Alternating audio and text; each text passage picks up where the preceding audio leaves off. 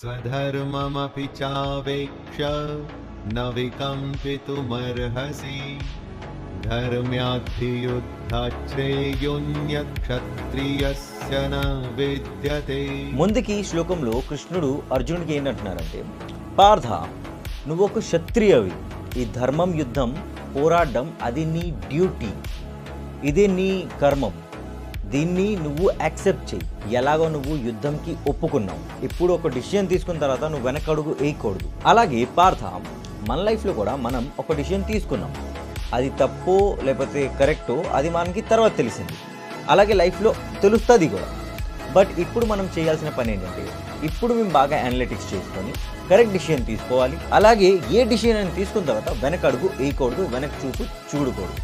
రతన్ టాటా చెప్పిన ఒక మాట నాకు ఎప్పుడు నా మైండ్లో గుర్తుండిపోయింది. అదేంటంటే, I never take right are wrong decision, I take a decision and